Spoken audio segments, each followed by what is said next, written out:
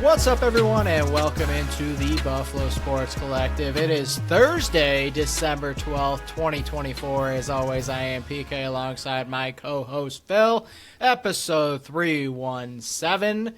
Not only is this episode 317, this is the final episode in this studio of PK. I am officially moving as of Saturday, so the next show you see of me will be in my makeshift of a studio over at the other house.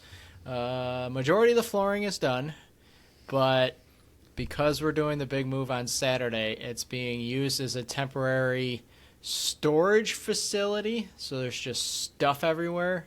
They're still working on the septic tank, so people have been coming in and out. It's a giant circus, and we're moving in 2 days. So it's going to be a interesting process. But we got to be out of this house shortly, so we're pulling the move on a nice Saturday that's supposed to be like 34. But finally, no rain is at least the forecast now. It's always the issue with moving is, the weather in general, but also especially rain or snow. I feel like rain's worse. Oh, yeah. Because it comes down a lot quicker than snow does. Even when snow is heavy, it's light and fluffy. You can brush off. Rain is a nightmare to move in, and I feel like whenever I've made big purchases of couches or had to move couches from one place to another, I think it always rains. Even when we plan days for it not to rain, like, all right, that looks like a good day, and then we'll start doing it, and all of a sudden it starts raining, and then you're like panicking, trying to shove something through a door so the couch doesn't get soaked.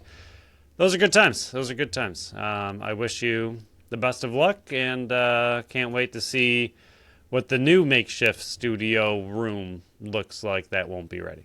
Yeah, it's going to be bare walls. It's probably going to have some storage boxes behind me for a while, but it'll get up and running. I'm not moving again, so I'm stuck in that studio for the rest of my life and for the rest of these episodes. So hopefully 317 plus more in that area there. But if I do sound a little sketchy, my voice is I caught a cold Sunday night, so yeah, moving on top of a cold, even more fun. But if you're doing great. Yeah, thank you. If you want to wish me well, you can follow us on Facebook, Instagram, Threads, and TikTok at Buffalo Sports Collective, and on X and Blue Sky at Buffalo Sports Co. Don't forget to follow our channel wherever you listen to podcasts. Check out our website at buffalosportscollective.com. You can check out our store on our link tree, on all our social media sites, or at the top of the website by just hitting the shop tab at the top of the page. Represent the BSC on the go. While there, you can also click on the new tab that says BSC Fantasy Game and go check out the latest update. We'll be talking about it again later on in the show, but every Wednesday that thing will update. It's going to look fancier as we go. I just wanted to get all the scores out right now.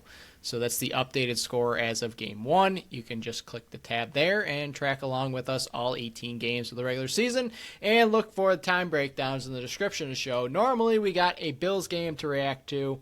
We don't this week, and we are not a preview show. There are plenty of other fantastic content creators and podcasts out there that cover the Bills in depth. You listen to us for our stupid opinions and stupid comments. You listen to them for insight and knowledge. So, go to listen to them and listen to our quick 10 to 15 minute segment right here. But we're going to look around the standings in the AFC because with the loss to the Rams last Sunday that we talked about briefly, things are looking more bleak for the number 1 seed. Bills face the Detroit Lions on Sunday at 4:25. Kansas City's coming in at 12-1. They got control of the number 1 seed. The only thing they don't have control of is the head-to-head versus Buffalo, but their schedule is a little daunting. They got Cleveland, they got Houston, Pittsburgh, and Denver. Pittsburgh and Denver more daunting than Cleveland and Houston. Buffalo sitting in that number 2 seed, as everybody knows, 10-3. Detroit, New England, Jets, and New England. Pittsburgh's number 3, 10-3. Before you keep blowing through it, give me, as you go, give me a realistic, if you think they can win or lose, as you blow through it. What do you mean by win or lose? Like the Super Bowl? Cleveland. Cleveland. I got you. Kansas City's got Cleveland, Houston, Pitt, Denver. What do you got? I think Cleveland is going to go 3-1 there. Kansas City. Sorry, that was my Yeah. fault. I screwed you up with Cleveland. No, So I got you. Yeah. you got them finishing, was that 16 and 15 1? and 2. 15. Oh, yeah, wow. Math is tough. All right, keep it going. Bills got 3 and 1 as well, so that is 13 and 4. All Pittsburgh 10 and 3. They got We're Philly, Baltimore, Kansas City, and Cincinnati. right. Nasty. Whew. I will have them losing all 4 of those games. Oh, wow. PK has them tanking. They are finishing Yeah. 10 and 7. Sorry, like I said, I got cold.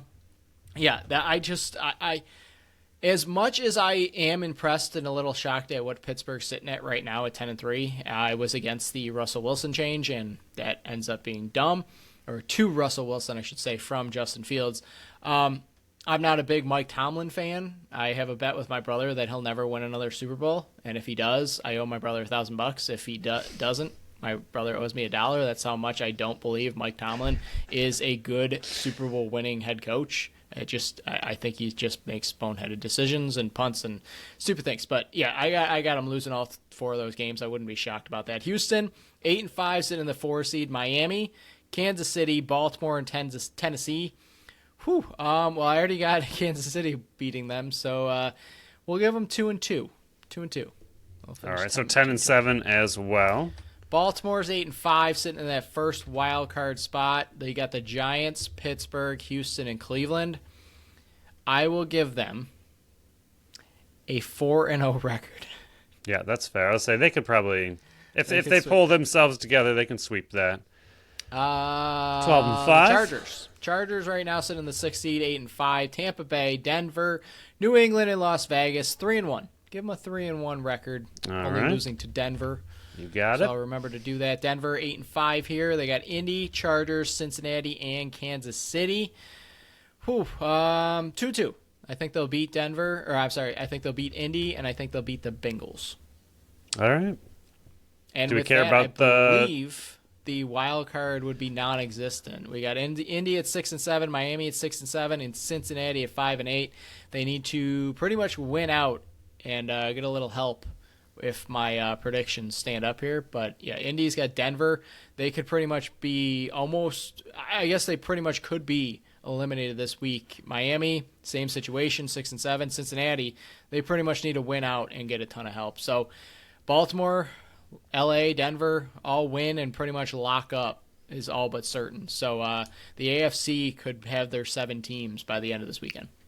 So according to this, you got Kansas City, as is probably expected. Hopefully there's some upsets, but they can't seem to lose ever. So we'll leave that. And then you got the Bills still at number 2. Doinked a field goal.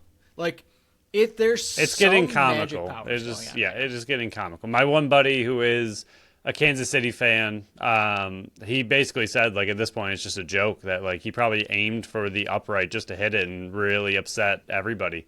Just to test the forces. Like, Right, pretty see. much, yeah. Can I hit this post and have it go in? Yeah. So KC 1, Buffalo 2. Then you got Baltimore 3, Chargers 4, and then a 3-way tie between Pittsburgh, Well, Houston, Chargers wouldn't be 4 because the Denver. first 4 are the division. Well, yeah. winners. So Chargers So, yeah. Houston 5, would be 4. Yeah. Houston 4, and then Pittsburgh and Denver. So that would leave the Bills with Pittsburgh or Denver? Yes. It would leave Buffalo with, if they're both at 10 and 7. I don't know if they faced each other, so it would come down to the head-to-head matchup there, and probably some other tiebreakers. But yeah, Denver or Pittsburgh, and both of them have very good defenses. I'm not going to say, yeah, I guess, well, yeah, I guess which do you prefer? Good question. I think we've gone over this a smidgen before between, I think it was Denver and somebody else Denver at the time. and Chargers, I believe it is. That's what we were talking about. Yes. Whew, man. Strange things seem to happen when the Bills place Pittsburgh, like the block punt from Game 1 a couple of years ago. Mike Tomlin is... I'd rather face Denver. I'd rather the Bills face Denver, deal with the rookie quarterback and the Bills Mafia up in Buffalo in the cold weather, see if Bo Nix can be the legit thing in the first round of the playoffs. And their defense is great, but you got an MVP QB. So And they don't really have much of a running game, which Buffalo stinks against. So, yeah, you just got to pretty much cover Sutton and go from there. All right, so PK's prediction. Buffalo versus Pittsburgh or Denver, depending on head-to-head, and he prefers Buffalo versus Denver. Round 1 of the playoffs. Lock it up. It's all done. And, cash it in. Cash it in, take it to the bank, and that'll wrap up the Bills segment on this show. We told you it was going to go quick today. Not a lot of content to talk about because we just talk about the actual games that break down, and there's no games to talk about. So on the Monday show, we will have Bills versus Lions to talk about. Sabres. This should be even a quicker segment because I already wrote up the description of the show. If they don't care, why should we? Monday, Detroit, 6-5 loss in a shootout, blew another lead. Benson, Tage, Zucker had 2. Abel Kubel with his first as a Sabre. Reimer started in this one, 26 of 31 saves. Shots 31-21 in favor of Detroit. 7 straight loss. 0-2 on the power play. 3 of a possible 14 points. Saw more effort out of Tage than I have ever seen. And I think a lot of that comes down to Lindy and his comments saying, hey, if you can't play center, you let me know, and I'll put you on wing. And that's exactly what's happened to Cousins. Cousins playing the wing on Wednesday night here versus the Rangers. They're just not good enough. They can't hold leads. The team's soft mentally. The franchise is already afraid to make possible moves and have egg on their face. Hey, joke's on you. You already do have egg on your face. Sam Reinhart went on and won a Stanley Cup. Jack Eichel went on and won a Stanley Cup. Ryan O'Reilly went on and won a Stanley Cup. Joke's completely on you because you're a joke of the league already. So why should I spend any more mental capacity talking about your soft mentality, mentally people? Like I don't understand how they can be a professional hockey team, professional hockey players, and be so scared and completely change how they play when playing with a lead. It's unbelievable. Another 2-goal lead blown in the third period. It's just stupid. Yeah, there's 2 things. One, I don't know if it was true. It might have been Sabres fans having fun, but I did see that somebody said that the Sabres organization was upset with the palm trees that that came from the going down. Andrew Peters and Craig Rivet podcast. They said inside sources say that they're getting frustrated, and there's no way to confirm if it's true or not, but to me that's 100% true because it reflects on the players. The players are soft. The players were mad that the team was being booed off the ice and were saying fire down Granato from like the 6,000 people that were in the crowd last year. Of course they're mad about the palm trees, Phil. Of course they're mad about the palm trees. Maybe maybe use that anger, channel it into a victory. That would be great. Do something. But that's the other semi-issue. Not issue, but I don't know how to say it. I like the off-season moves that Adams did make are turning out to be pretty decent. Like McLeod's been good, Zucker's been looking better. Like Kubel getting his first one. What? McLeod? You always call him McLeod. I don't know. I feel like I say it how it's spelled. Oh yeah, you're pulling as a PK. joke. 100%. You're pulling PK. McLeod has looked good. Like most of the offseason moves, Milestones look good at times, have been improvements, but the team as a whole just plain isn't talented enough to actually win games consistently. It's not the people that he brought in issue, but I mean they need a lot more talent and ability and, like you said, mental grit, toughness, any kind of intensity, willingness to win, care about hockey at all. They're missing a lot. But I do feel like the decent offseason moves are being overshadowed, but especially now, like you just said, they won't make any bigger moves to actually put this team on notice and in the right direction again. But until they do anything, there's really not much to talk about with this team. Yeah, they're top 6. I believe Lindy, I was listening to the press conference on the way back from working on the house the other day on Monday before his game. Talking about how his top 6 has to be better. His top 6 has to play like his bottom 6 is and give effort. And that's why I noted. I saw legit effort from Tage Thompson. Like he was moving his feet in the defensive end. I don't think I've ever seen Tage Thompson move his feet in the defensive end because he's just so big. He can reach around people, but he was actually battling. He was getting in the right positions. That's the best I've seen Tage Thompson play defensively in a very long time. And that's not just me taking a shot at him because I know he has 15 goals. Whoop-de-doo, but you got to do stuff on the back end. And like Lindy Ruff said, if you're not ready and willing to play center on this team, he's going to move you to wing. There's other centermen that can do it. I mean, Kulik right now is centering Benson and Cousins. You got McLeod playing really good hockey as a centerman. You got plenty of centermen. Krebs can play center. You got Lafferty when he comes back. He can play center. There's centermen in here that can play this system. You don't have to be a top-tiered, talented player to give effort. Like, I think that's the biggest issue right now is the top six are just, one, they're not performing how they need to, and two, they're not putting in the effort that they really need. And when, as the losses pile up, they're down 1-0 in the first period right now. Like I said, every time the Sabres player, when we're recording, you're going to know the results before we do. They're down 1-0 again. But as the losses pile up and the streak continues to grow, there's going to be more and more pressure on them. And when you can't perform when you're on a 3-game losing streak, how the heck are you going to perform when you're on an 8-game losing streak or a 9-game losing streak? I gave this team so much credit a few weeks ago, literally a few weeks ago, that they're able to stop losing streaks in their tracks. And it's at 7, possibly at 8, depending on what this Rangers game is like. I don't know what else we could possibly try to, like, when the Sabres season started, we were in good moods. Like, the spirits were high. This team was actually on a good streak. We don't want to be trashing this team. We want them to be good because when they're good, it's a lot more fun to talk about. See the Buffalo Bills, and the Buffalo Bandits. But it's just not a good time to be a Buffalo Sabres fan at all. But yeah, I did see one person though put that, can we as a collective of season ticket holders for the Buffalo Sabres, whoever you are out there, and if you have season tickets, please find button-down shirts or any type of shirt that has a palm tree on it. Pick a game, and every single person in that crowd wears a palm tree and has one of those blow-up palm trees as well. I saw one get thrown on the ice the other day. If the front office is so mentally soft that they can't deal with that, imagine having to watch a game where the entire crowd is just littered with palm trees. Absolutely would love it.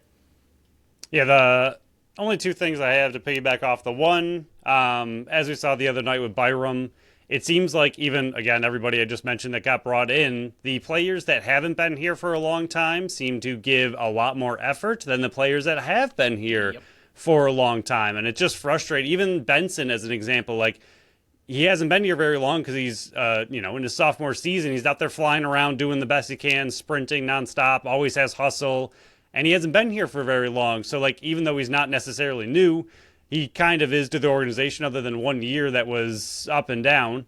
But all these guys that they bring in, Byram is like a huge example of his effort the other day when he didn't want to lose, broke his stick, sprinted back on overtime, like, did everything he possibly could to avoid a loss in that situation.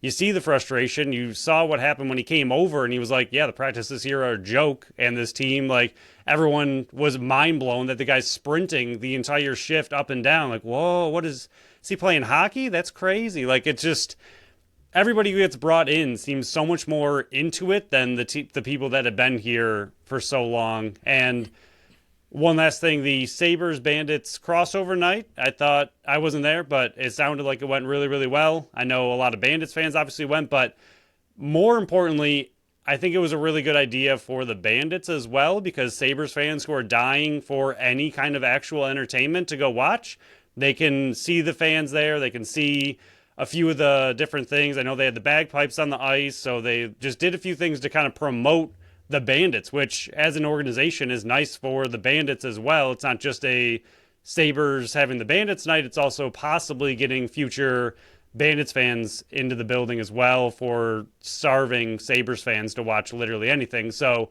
good job by the organization there. I'll give them credit for that and nothing else.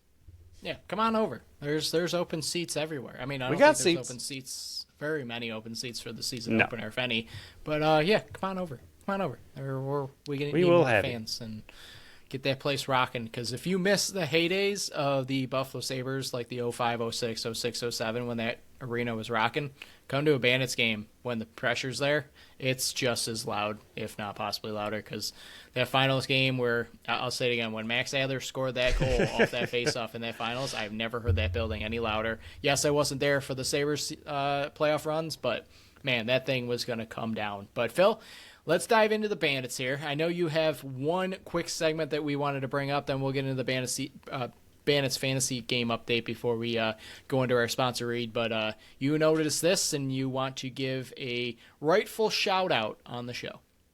Yeah, Rob Seaman, have no idea who he is personally, but saw that he posted on the Bandits Mafia page that he's been working behind the scenes with M&T Bank and the city to get the Bandits colors mixed in on the lights with the Buffalo skyline and the Peace Bridge. He announced an update today that he got confirmation from the person who does the Buffalo skyline that the dome on City Hall, as well as buildings associated with the Buffalo Lit Group, will light up orange and purple on 12/28, and those colors are going to be added to the ongoing schedule of all the buildings going forward. He also was able to get the M&T Bank to also be lit up for that night and hopefully for future home games. So just really awesome kind of story to see what seems to be, because I didn't dive into his life history, just a fan going out of his way to talk to these organizations, to the city, to M&T, and say, hey, why can't the Bandits get some colors, get some representation? They're a huge part of this city. They actually win championships. And to go out of his way and actually have it happen also. I mean, good job by those organizations as well to listen to someone like this and actually make it happen. But really awesome story of a Bandits fan just going out of his way to show the passion and excitement he has for his team, and getting those colors is really, really cool, because I don't know how many times you have gone downtown and seen the bridge and things like that not lit up for the Bandits, and I've always wondered as well, like, well, what the heck, the Bandits are playing, why can't they change the lights for that? And really cool story to have this fan go out of his way to make it happen for all the other Bandits fans who are going to be driving downtown for the banner raising, plus the rest of the home season. Yeah, it's just another way to keep spreading awareness of this great game and trying to grow the game and grow the sport and the league and the players. And yeah, 100% I agree. I mean, giving this guy a shout out on this small podcast is the least we can do, because all the work he's putting in behind the scenes to grow the game, might as well show some appreciation to those that are trying to do similar things like we are, where we're trying to grow the game and grow the sport. And I guess there's not a good transition, but another way that we're trying to grow the sport is to bring more eyes and fun to the Buffalo Bandits, and that was the idea behind the BSC Bandits fantasy game. And week 1 is in the books. We have a spreadsheet behind the system. Thank God my wife is really good at Excel. She did all these programming things, so all I have to do is type in the stats, and boom, all the numbers pop up. I don't have to individually add up every score, and then it's linked up to your personal teams out there. We got a loaded standings out there. Phil, I'll give our updates in a second in the top 10, but yeah, thank God she did that, because it would be so many additions, and I would probably get things wrong. In Excel, you don't have to worry about that because it does all the work for you. But let's run down the top 10 right now. It is on the website. That's the only place to look this up. Like I said in the intro, we're going to spice this up and make it look better. I'm going to try to find a way to incorporate your actual personal team so you can see how each individual player is doing. Like I said, this is as I'm moving, and I know I'm still using that as an excuse, but I really literally have no time anymore. It's a fair one. It's literally just the standings and how many points you have, but it's slowly going to expand as we can go. But right now, I didn't include your last names because nobody really wants their last name out there. I don't even want my last name out there. But Mike D is in first place with 92 points after 1 week. Brad D is in second with 87. Jackson B, 84. Rebecca T, 84. Phil's coming in at fifth place with 77 points. Jill M, 75 points. Chris K, 75 points. Jason K at 72 points, and rounding out the top 10, tied at 71 points, is producer Pat and yours truly. So all three of us in the BSC right now are filling up the top 10. But, man, 92 points in 1 week for Mike D. Whew, man, what a stacked team he's already built. And like we said, this is going to be updated every Wednesday. I said that in the last show, but just a preference. We got confirmation from Dave Buchanan that the NLL does finalize their stats on Tuesdays, so this will be officially updated on Wednesdays, so nothing is missed. And for some strange reason, Kyle Buchanan still no loose balls. Makes 0 sense. Yeah, I mean, I don't know what those teams look like, but 92 points. I expected a lot of similar scores, and honestly, the variation is pretty interesting. I thought a lot of the teams, I mean, there's only so many players on the Bandits you can choose as a combination. A lot of the top players were picked, but it's really cool to see the variation in scores and the fact that I'm top 5, so take that. Yeah, I can run through his team since he's the leader right now. He had Smith, Frazier, Weiss, Robinson, Farrell, and Dooley. And obviously, no shocker to most people, Smith had 36 points this week. Burns coming in at number 3. He was in top tier, but he's got 20 points. Down in tier 4, Dylan Robinson's coming in second with 23 points. You got Kluch at 19. You got, I'm running through the names here, Weiss has got 16. You got McKay and Bucky tied for 11. Priolo's at 10. You got Belter at 9. Wires is at 9. Really the only player that struggled, that played in this game, was Steve Orleman. 0 points. What a shame. Didn't put up any points. I don't think there were any delay of game penalties, though. So that is true. We should have built that into the game. Yeah, but well, like I said, we will update this as the season goes. You can track your standings on our website. That will be updated every Wednesday. Once again, all you have to do, because I'm doing it right now, you just go to the homepage. Right at the top, it's the first tab. It says Bandits Fantasy Game. You click on that, and the standings pop up. It'll say exactly when it was last updated. And you got me as a little picture over there with my jersey on. But, Phil, let's go over our first sponsor of the read, who is a big, big-time Bandits fan, Tap That Tap Room. Tap That Tap Room is at 363 Delaware Street in Tonawanda, New York. They are Buffalo's first women-owned self-poured bar featuring 30 consistently rotating taps. They offer a variety of beers, ciders, sours, seltzers, and malt beverages. And we got a jam-packed weekend. There will be no Bandits showing this weekend, but they will be showing every other game. And the reason they don't is pretty important for those that are a big fan of hers. But first, Friday, 3 to 7, it's the happy hour. Wall of beer is discounted from 3 to 7. 4 hours of discounted beer. Go there, find your new favorite at a discounted price. That same night, though, it is Taylor Swift Trivia Volume 2 at 7:30. There will be Bad Blood Orange Lager. I am butchering this, Phil. Lager on tap and a special death. I am sick, Phil. Like, this has been a long week. I pulled you with McLeod. And a special Death by 1,000 Cuts charcuterie board. You need to RSVP for this event because I'm just assuming here. It's going to sell out because people love Taylor Swift. Can't say I'm a big fan, so I will not be there. But, yeah, it's going to be a very fun one. It was a big hit last year, so they're bringing it back this year.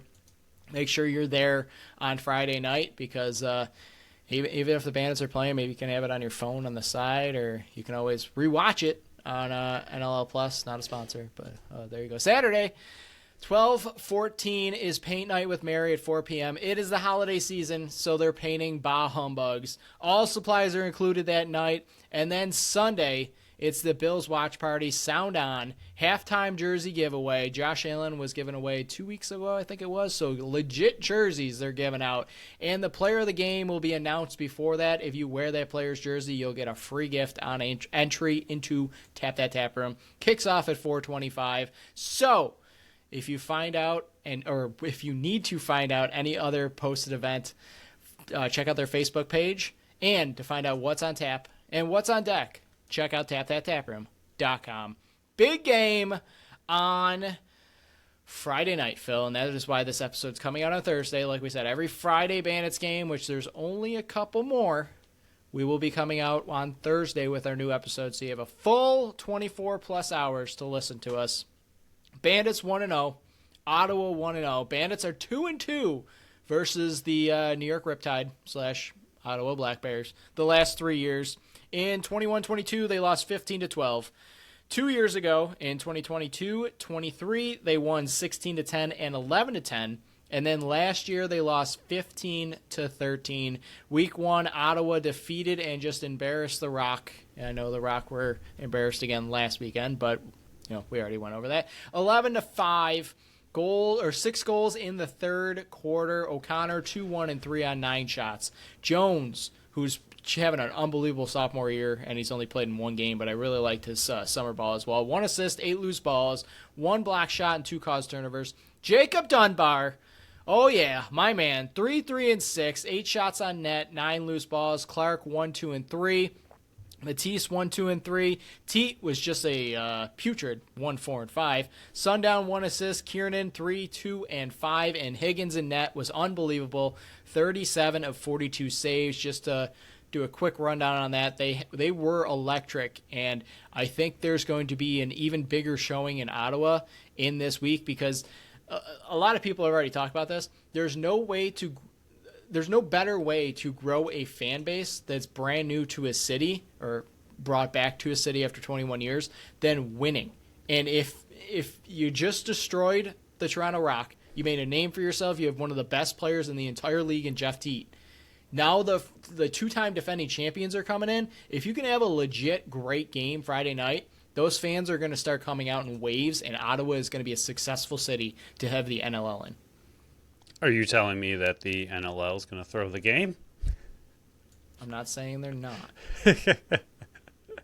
Yeah, they played really, really well in their first game, and I refuse, as I'm sure you do, to buy into this team too much because we've been burned for 2 straight years on bought into one player. That's all. The former team. Although you are bought Higgins into one player, and Teat is amazing. They do have great players across the entire team. Honestly, they look like a good team. They could be a scary team that makes playoffs and can make some noise. Honestly, I think in week 1, I know you'll talk about Dunbar as your player to watch, but Higgins to me in that first game looked amazing. It wasn't just the fact that he only allowed 5 goals. He actually looked really, really good doing it. I know Toronto, you and I have kind of poked fun at their offense a little bit in the offseason, that they really didn't do much to improve it, and we don't really love their offense all that much, and you could see the struggles that they had. But at the same time, Higgins honestly made a lot of really big saves, and a lot of the big saves he made, he was able to swallow the rebound. He was making kick saves. He was making breakaway saves, power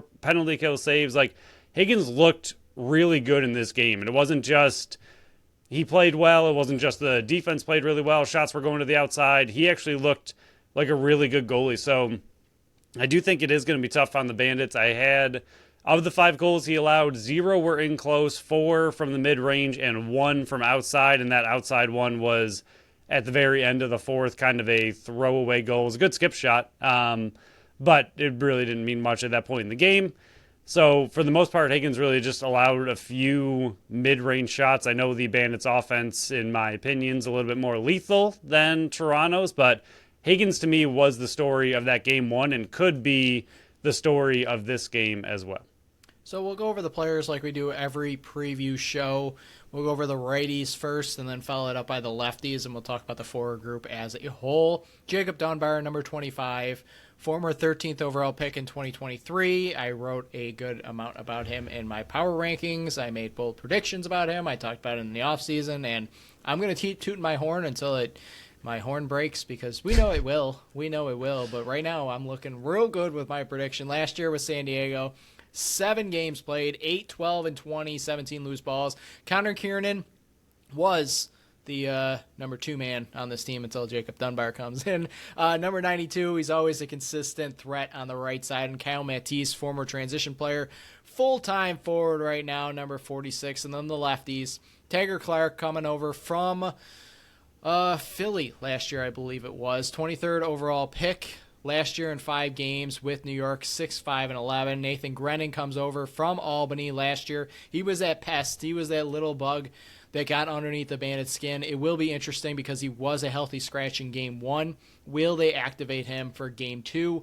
Riley O'Connor, number 9, always a constant threat on the lefties, paired with Larson Sundown, who did struggle in Game 1, but he was 30-30 and 62 last year, number 68. And then, of course, you don't really have to talk about him because he's unbelievable. Jeff Teat, first in the league in goals last year, tied for 4th in assists, and 3rd in the league in points. He also had 111 loose balls. He's pretty good. 25 points on the power play as well. He's pretty good. It's going to be a big Justin Martin game. A lot of Justin Martin playing one-on-one with Jeff Teat. It's going to be a very important matchup there to watch. I think that is the good thing about having one game to like a one-game sample size of Ottawa is that the Bandits have something to look at on film. Obviously, Ottawa has it for the Bandits as well, but the Bandits haven't really changed anything from their offense for the last 4 years, and it continues to be amazing, so they don't really need to do much. But I do think, like you just mentioned, a lot of those players are newcomers to this team, including Dunbar was the really big one. So now after one kind of breakout game with this team, the Bandits know, okay, we might have to focus in on this guy a little bit more than maybe Toronto knew headed into that game. Obviously, he's a good player, but putting up 3-3-6 in the first game, that's really good. So it's good for the Bandits to have one game of film on Ottawa to just kind of know a little bit more about their team. Teat, obviously a quiet first game, so we'll see what happens in that. I don't know if you saw the highlights, but he was falling down all over the place on their new turf. Apparently the players are saying it's very slippery, so that will also throw an interesting wrench into this game a little bit. But Teat was just falling down a lot, but then one of the goalie scored. He fell down, got up, beat 3 Toronto Rock players, and scored a goal, so he still is amazing. And the offense as a whole, honestly, they could be pretty good. I mean, Toronto... Only 11's really not bad. 3 of those goals were on the power play, which is something Bandits will have to keep an eye on. But Toronto's defense, even though they have a lot more injuries now, I feel like in Game 1, their defense for the most part was there. Rose was there. Like, Ottawa being able to put up 11 goals on a team that averaged about 9 last year is pretty good for a team that just moved and is trying to figure some things out. So it is an offense to be aware of and could be lethal. Yeah, they had Zach Higgins on last week on Lacrosse Classified, and he mentioned, I'm glad he brought up the turf because I forgot about that concept. He was saying, I can't remember if he said it was the righties or the lefties. It must be the lefties because Jeff Teat was falling down, but he said it was the way that the turf was laid out that it seemed like the lefties were slipping a lot more than the righties were. So maybe they, the facility watch some tape on themselves and are able to adjust that. But yeah, the turf is going to also be something to watch if players are slipping all over the place. You don't want that. One, because it's not as fun to watch, players not being able to get grips on their feet. But 2, because it can be dangerous if a player's going down. It's easy to tear something or bend something the wrong way. So hopefully they are able to counteract that, because I know it is brand new turf. I know they're a big fan of it, but I think it's a different type of turf than a lot of players are used to, and it's got to be broken in. So hopefully, having Buffalo head to Ottawa in Game 2, it's probably not as broken in as it's going to be in Game 9, but fingers crossed. But we'll move on to the defense in transition. Some of these players are going to be household names for the Buffalo Bandits because they played with Buffalo. Brent Noseworthy, former 12th overall pick by your Buffalo Bandits. He's turned into a really, really good player. He had a breakout season last year, 124 loose balls, 11 caused turnovers, 18 block shots, which was 12th in the league. Jay Thornbergs is still the face-off man, 54% at the dot. So Connor He's still Farrell's, great. He's going to have his work cut out for him. He's still there. Like I mentioned, Calum Jones, 3rd overall pick last year, was a nominee for a Rookie of the Year last year. He made the All-Rookie team. He's legit. He's a pest back there, and he's a hard hitter. Kevin Brownell is still back there. He's one of the leaders on the defense, 18 block shots, number 8. Ron John, 18th overall pick in 2020. He can break out. He was 1, 4, and 5. John LaFontaine, I really wanted him coming over from Albany. I think he was a free agent 2 years ago, or 2 off seasons ago. Jake Stevens, former 10th overall pick last year in week 1 in his first NL action, 8 loose balls. And, Matt Mariner, 21st overall in 2019. 24 block shots last year, tied for 4th in the league. So this team is not afraid to step in front of those shots. They give me I don't want to insult them by saying this, but I don't know any other way to say it. They're a poor man's Buffalo Bandits who are not afraid to step in front of the ball. I just think Buffalo, led by their core young pieces last week in Dylan Robinson, Cam Wires, and Zach Belter, had 9 of the 12 block shots. So it's wearing off on the young guys. But it's the Black Bears here. They're definitely not afraid to step in front of those shots as well to help out the Higgy Bear back there. Yeah, they had 9 block shots in their first week. Noseworthy, as you mentioned, leading the charge there with 3 to start his season off, so he's looking good. They have a pretty solid defense overall. I mean, Thornbert's great at the faceoff dot. He was 75% last week. I don't know who Toronto rolled out. I know they are missing TD Erlin, so I'm not sure I think it was what. Strauser. I believe Okay, that's so who normally does it. Not necessarily a fact check face-off guy, but someone who can fill in, so might have been a little bit easier for Thornbert to kind of step into that win, but still able to get 15 to 20. So like you said, Farrell's going to have a bit of an issue there. Callum Jones is looking like he could be one of the better defensive players in the entire league as he continues to grow. That's a bit scary. And Matt Mariner turning into a solid player, as is Noseworthy. And then the fill-in guys, if you want to call them that, Brownell, like you said, veteran leader, Ron John with a great name, a little bit younger, but still, I mean, a lot of their team, the cause turnovers and block shots across the board are pretty high and a good double-digit average for both. So this team and defense, something that you called out as being well improved, I believe, last offseason, is continuing to improve, and that was one of the things they showed in Game 1. Yeah, it's NLS site's not loading. It looked like Josh Jubinville was 5 of 32, it looked like. So that's my guess of who's taking it. I just got this spinning circle of death right now. It's just not loading. It might be my internet. Who knows? But we'll move on to the goaltender right now. Zach Higgins. If you weren't listening to the off-season shows, I loved Zach Higgins. I especially loved him in the event that Matt Vince did retire. We never wanted to put that into the universe, but I did say if the Buffalo Bandits needed a goaltender, Zach Higgins might have been on the move, and I was right. He was on the move because Philly ended up with Nick Damoud in the dispersal draft, and Zach Higgins was expendable, and Philly cashed in, and he was 6-12 last year with a 12.5 goals against average, but the Philly defense was not giving him any help. He faced close to the record of shots, and he was close to the record for saves, 78%. Yeah, I mean, Cam Dunkerley is still behind him, so that's a name to keep an eye on if for some reason Zach Higgins does get chased in this one. Dunkerley is the backup, and he led team to a victory last year over Buffalo. But yeah, Zach Higgins, he's going to be a tough guy to beat because, he does have the Matt Vince experience behind him. He was the backup here for a couple of years, so I believe that was pre-COVID before he was traded to Philly. But yeah, Zach Higgins, he's legit, and he was unbelievable, like you mentioned, in Game 1 versus Toronto. Yeah, I already talked about him a bit too much at the top of this breakdown, but he did finish with an 88.1 save percentage in his first game.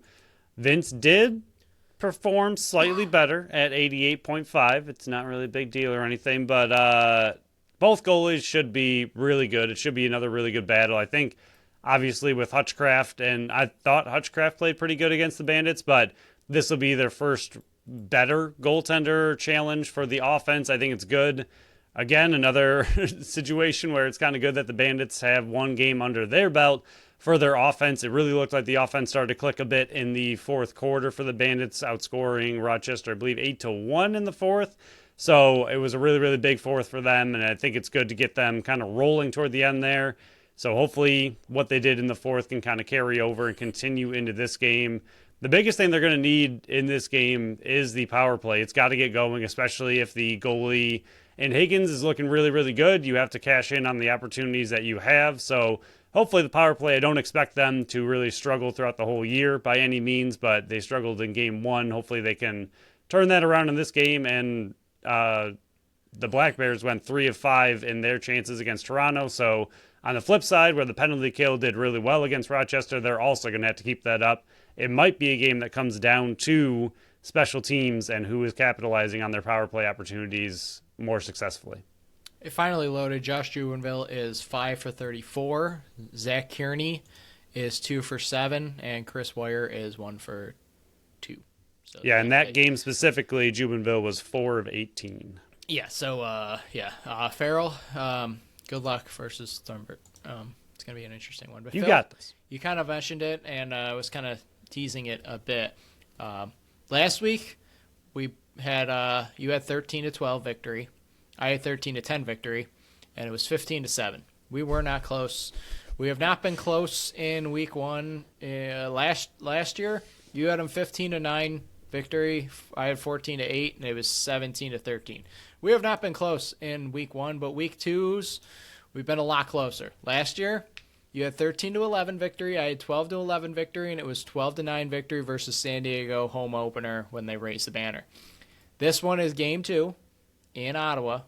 What is your score prediction for Buffalo v. Ottawa Black Bears?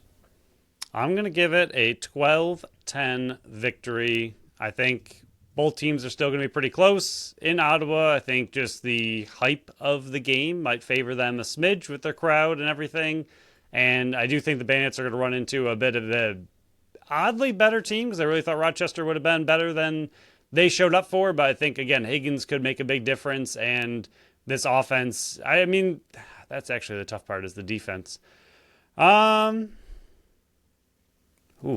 I don't know. Maybe we'll switch to 12-9. We'll go 12-9. We're going to go 12-9. Adjusted on the Excel spreadsheet. For those that just started listening, because we get new listeners all the time, we've been doing this show and make this bold predictions. This is our 4th season doing this.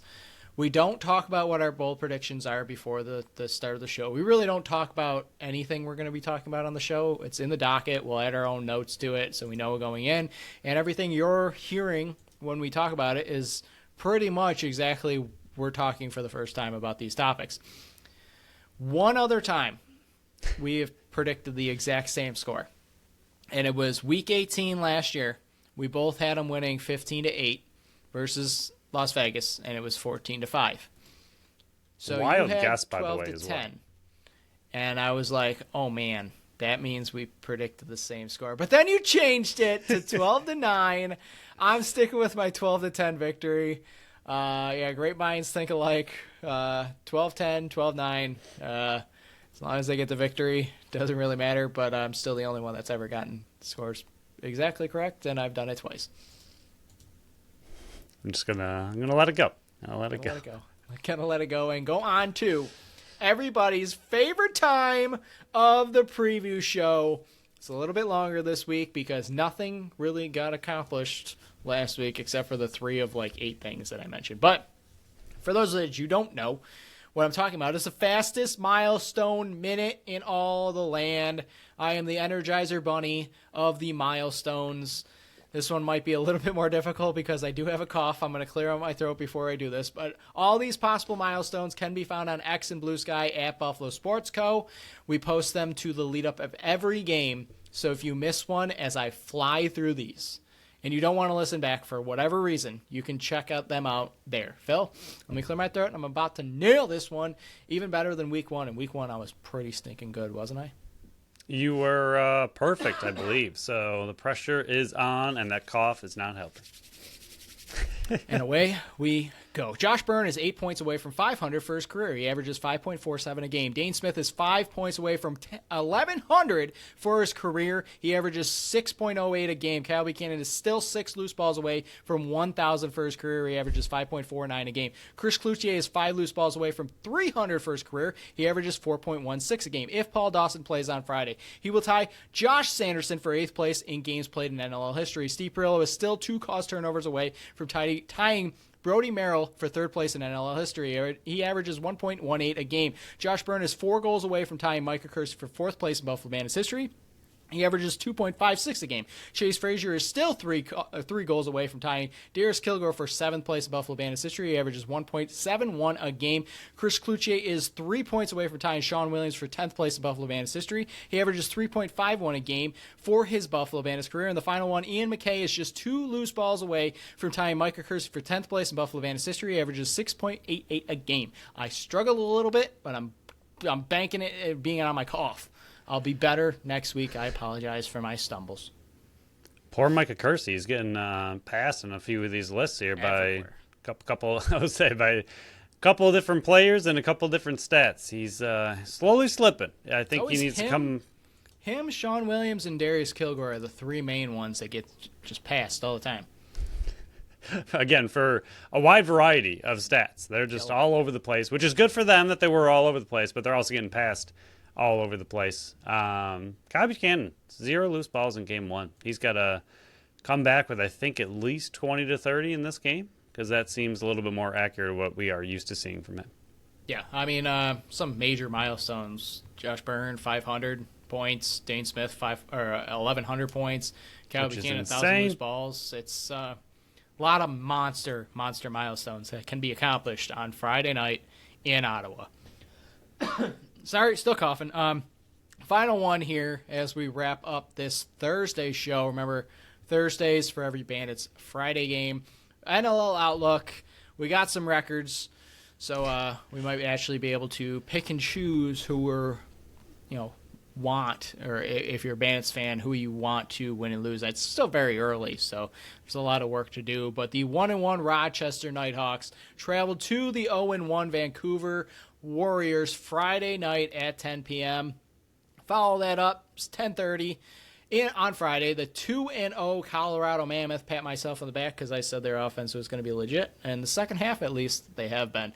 They're facing San Diego, who's 1-1. The 0-2 Las Vegas Desert Dogs head to the 0-1 Philadelphia Wings Saturday at 6 p.m. One of them will get their first win of the regular season.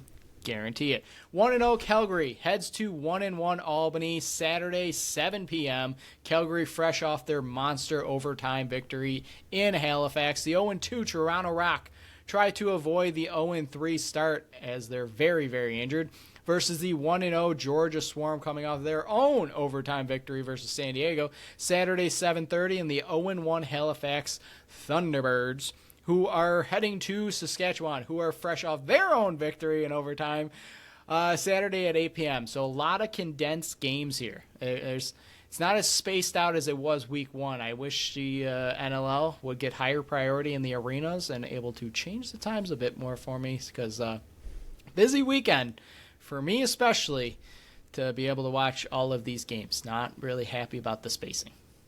And fantasy football playoffs. Yep, that's a big one.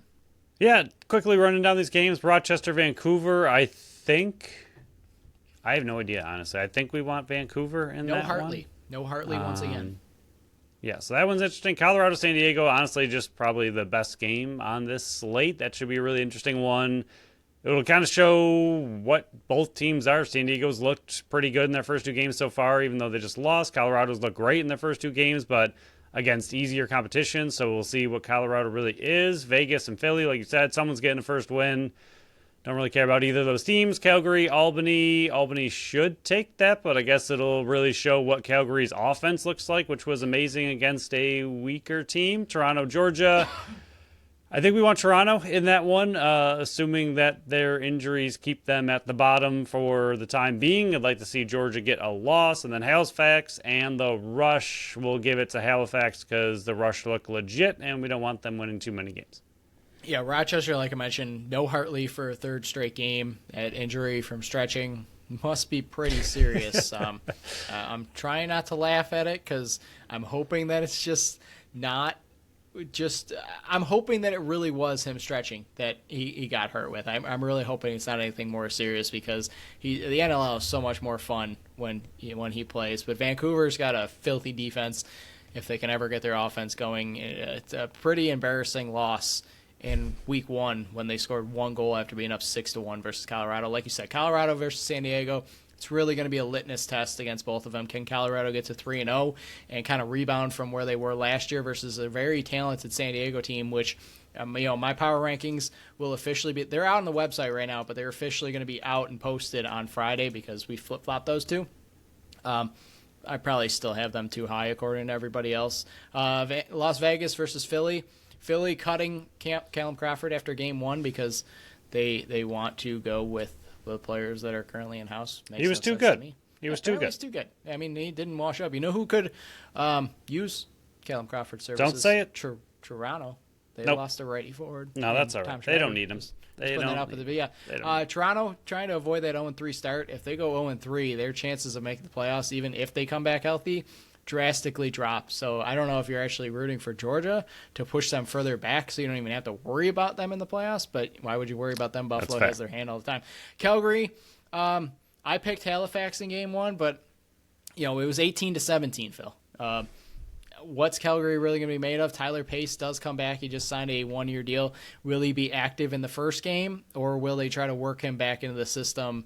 He knows the system, but how is his condition up to par versus Albany? I still think Albany's going to be able to take that and beat Cam McLeod in net. And then Halifax versus Saskatchewan, I think Saskatchewan's going to run away with that one because I'm not that big of a fan of Halifax this year because I think they did the right thing in tearing it down. I just don't know if they have the right structure around right now to get it done. But I do think out of the 3 teams, I think they made the right decision. But, that is the NLL Outlook. We will go over all those games on the Monday show. Phil, is there anything else to this episode before we shut it down and I go pack up more boxes and move this official studio over to the new location, the new and improved location? No, this was our first quick turnaround episode, Sunday to even shorter than normal with the Friday game. So that was interesting, getting us really back into the season grind, and we're right back at it, and should be a good time. And this was a pretty good episode. Yeah, good breakdown. Quick turnaround, but that means we get an extra longer break. It's true. That's true. One. So. But, like we said, this episode is out on Thursday. My power rankings are currently on the website. You can go read the article, but they'll officially be posted on Friday. Stay tuned for Sunday for our BSC MVP. Monday, we will have the reaction episode for the Bandits, for the Sabres. Whoop-de-doo. Hopefully they do something and don't embarrass themselves further than they do. If you go to the arenas, just bring palm trees, please. And then the Bills versus the Lions. That one I am very excited for. And, Phil quickly mentioned it. Good luck in your fantasy football playoffs.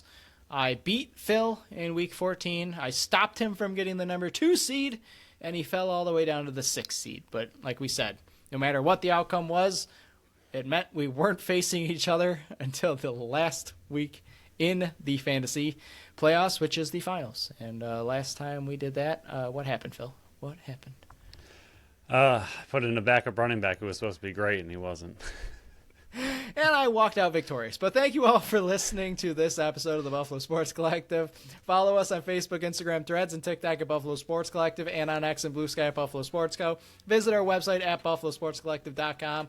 Check out our website on our link tree, or check out our store on our link tree on our socials, or at the shop tab at the top of the website. You can check out the BSC Fantasy Game there as well. Follow our channel wherever you listen to podcasts, and make sure you leave us that review on Apple and Spotify. Until next time. Bye-bye.